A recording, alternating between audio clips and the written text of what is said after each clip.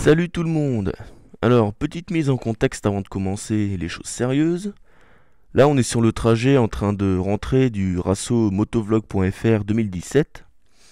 Donc moi je rentre vers le sud, puisque c'était le début pour moi d'un road trip assez long, passant par la Sicile, en remontant par l'Italie, l'Autriche, etc. Et là, on est sur la route, on est dans les Cévennes, sur la D906. Super route, franchement c'est une vue magnifique, des virages top, c'est vraiment le paradis. Bon, sans plus attendre, hein, puisque c'est ça que vous attendez tous, j'imagine, bande de zouaves. Le crash en question, à la sortie de route, et donc voilà, je vous mets d'abord les images brutes, telles qu'elles sont, parce que malheureusement, j'ai pas enregistré avec la caméra du casque, j'ai enregistré, mais au moment du choc, ça a merdé, il n'y avait pas de fichier, et donc il n'y a que celle de la moto qui a enregistré, avec un objectif dégueulasse, donc désolé par avance. Donc voilà, c'est parti.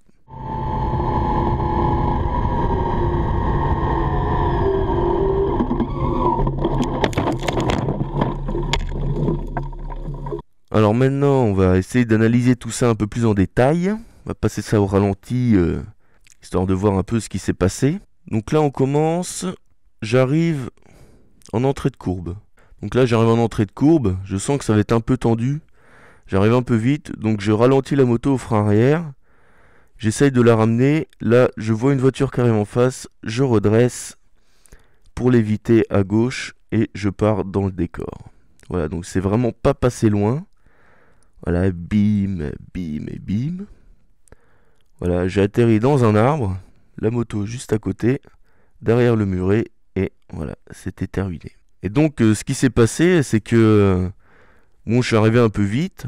J'ai mal géré j'ai mal apprécié la vitesse et la courbure du virage. Donc la solution, c'est ou alors de donner plus d'angle à la moto, mais je me suis dit ça va pas le faire, je préfère ralentir. Puis intuitivement aussi, on a plus tendance à essayer de ralentir pour mieux rentrer dans le virage. Mais c'est vrai qu'il y a toujours la solution de donner plus d'angle à la moto pour rentrer dans la courbe. Mais bon, a priori, ça, on le fait quand on a encore un peu de marge. Et là, déjà, j'étais juste.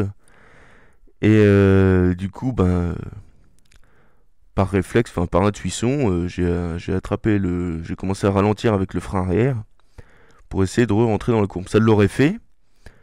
Mais bon, avec la voiture, voilà. Donc déjà, quand je suis arrivé dans la courbe, je voyais que je partais de l'autre côté. Sur la voie d'en face. Et je me suis dit, là, s'il y a une voiture, c'est la merde. Donc j'étais déjà plus ou moins préparé psychologiquement à ce qu'il y ait une voiture qui arrive en face. Et donc dès que je l'ai aperçu, j'avais deux solutions, trois en fait. Continuer comme ça et rentrer dans la voiture. Prendre plus d'angle, allonger la moto et tomber de la moto et me faire écraser par la voiture. Ou alors l'éviter en redressant, en passant à gauche de la voiture. Et donc c'est ce que j'ai fait. J'ai eu le réflexe direct. Ça allait très vite, hein, j'ai tout de suite su que ça allait pas le faire. Donc j'ai redressé. Je préférais partir dans le décor plutôt que de me manger la voiture. Ça aurait été beaucoup plus grave, je pense, pour moi et pour la personne dans la voiture. Donc j'ai redressé et je suis parti tout droit. Donc par chance, j'avais 2 semaines avant le Rasso, j'avais fait un stage de perfectionnement de conduite moto, et dans lequel j'avais appris 2-3 manœuvres qu'on fait en courbe. Par exemple, là, dans ce cas-là, c'est un évitement en courbe. Et donc un évitement en courbe, tu peux le faire ou à l'intérieur ou à l'extérieur. Là, à l'intérieur, c'était mort, donc j'ai fait à l'extérieur, et tout simplement en redressant. Bon, en principe, un évitement, après, tu retournes sur ta trajectoire en redonnant encore plus d'angle à ta moto, mais bon, là, c'était pas l'objectif. Je savais que j'allais me planter, et donc voilà. J'ai fait un évitement à l'extérieur. Et dès que j'étais droit, j'ai pilé sur les freins pour ralentir au maximum avant de sortir. Et donc pour redresser la moto, donc oui, dans la courbe, faut pas utiliser, on peut utiliser un frein avant en courbe, c'est possible. C'est juste qu'il faut savoir que quand on freine en courbe, la moto se redresse automatiquement et instantanément. On peut le contrer, ça, il suffit d'appuyer plus fort sur le guidon, à l'intérieur de la courbe, et ça passe. Bon, dans les limites de l'adhérence du pneu avant, bien sûr. Mais c'est faisable. Et dans l'autre sens, c'est une technique aussi pour redresser une moto en sortie de courbe. Utiliser le frein avant, toujours dans la limite de l'adhérence. Ça, après, c'est l'expérience qui va déterminer ça.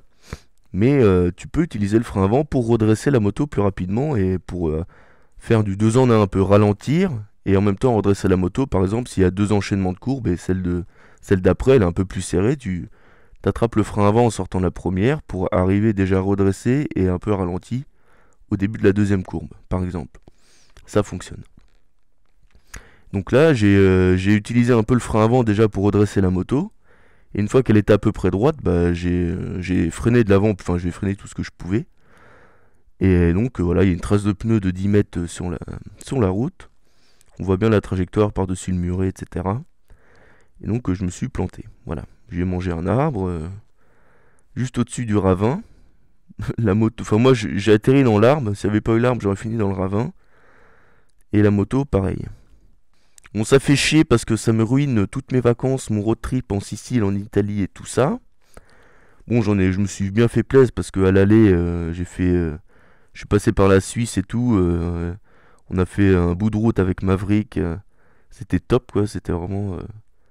Mais bon, là, pour le coup, ça fait un coup d'arrêt assez brutal à mes projets de vacances. Voilà. Mais bon, faut relativiser, je vais bien. La moto, a priori, elle est morte. On va attendre le résultat de l'expertise, mais a priori, elle va être morte. Parce que, voilà, une Bulldog, ça coûte pas très cher, et voilà, il y a pas mal de dégâts.